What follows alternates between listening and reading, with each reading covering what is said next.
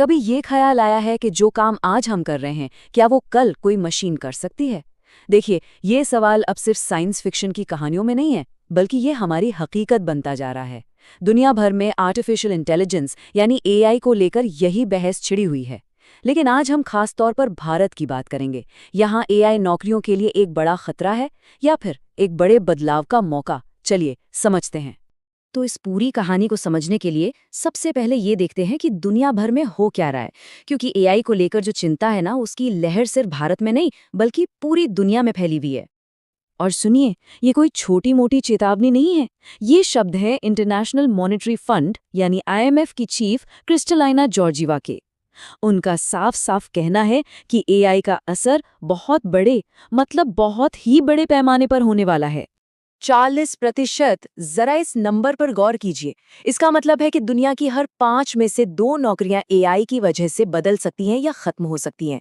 ये एक ऐसा आंकड़ा है जो बताता है कि दुनिया भर में काम करने का तरीका हमेशा के लिए बदलने वाला है। लेकिन जैसे ही बात भारत की आती है ना, कहानी थोड़ी पेचीदा हो जाती है। यहाँ एक बहुत ही दिलचस्प विरोधाभास देखने को मिलता है। मतलब, एक तरफ है एआई का ये ग्लोबल डर और दूसरी तरफ है हमारे देश के जमीनी आंकड़े, जो एक बिल्कुल ही अलग तस्वीर दिखा रहे हैं। और देखिए, दिलचस्प बात यह है कि आईएमएफ का यही डेटा भारत के लिए एक अलग कहानी कहता है। जहां दुनिया भर में औसतन 40% नौकरियों पर असर पड़ने की बात हो रही है, वहीं भारत के लिए यह आंकड़ा 26% है। हाँ, ये भी एक बड़ी संख्या है, लेकिन दुनिया के औसत से काफी कम। इसके बावजूद हमारे यहाँ मीडिया में, आम बातचीत में एक डर का माहौल तो बना हुआ ही है। हर तरफ यही सुर्खियां हैं कि एआई नौकरियां छीन लेगा, एआई एक बहुत बड़ा संकट है। और जाहिर है, ऐसी बातें सुनकर लोगों में चिंता बढ़ना स्वाभाविक है। लेकिन जरा रुकिए, इन सुर्खियों और डर के माहौल से एकदम उलट जरा सरकारी आंकड़ों पर नजर डालिए। पिछले 6 सालों में भारत की बेरोजगारी दर असल में घटी है, और घटी भी अच्छी खासी है। 6% से गिरकर सीधे 3.2% पर आ गई है। और बात सिर्फ बेरोजगारी दर की नहीं है। 2017 से 2024 के बीच भारत में करीब 17 करोड़ नई नौकरियां पैदा हुई हैं। तो देखा, एक तरफ डर का माहौल है और दूसरी तरफ ये आंकड़े हैं जो एक मजबूत होती अर्थव्यवस्था की तरफ इशारा कर रहे हैं। चलिए अब सीधे चलते हैं इस पूरी बहस के एपीसेंटर में, भारत का आईटी सेक्टर। ये वो जगह है जहां एआई सबसे तेजी से बन भी रहा है और शायद नौकरियों पर इसके असर का डर भी सबसे ज्यादा यहीं महसूस किया जा रहा है।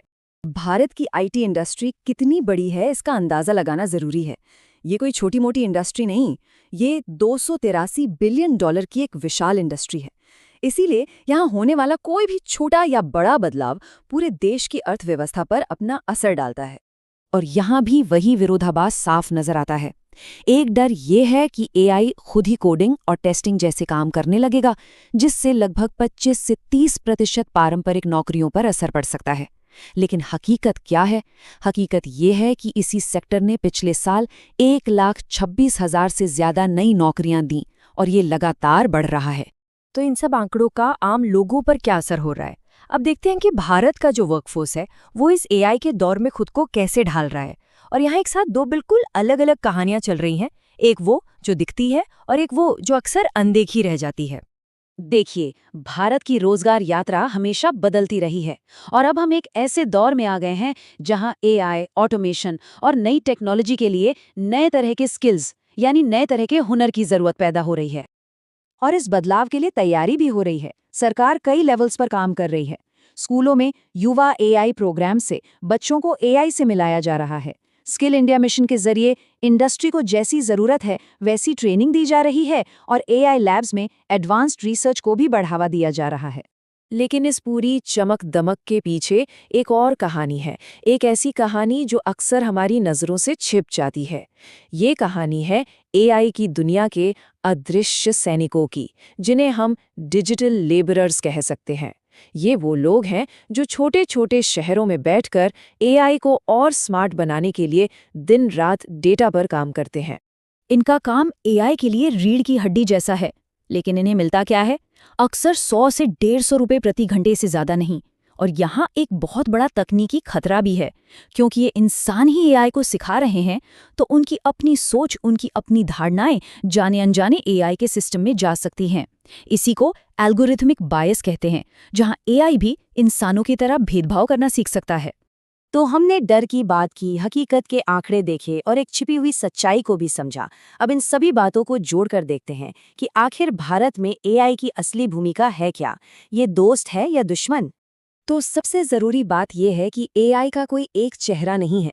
भारत में ये एक ही समय में 3 अलग-अलग भूमिकाएं निभा रहा है।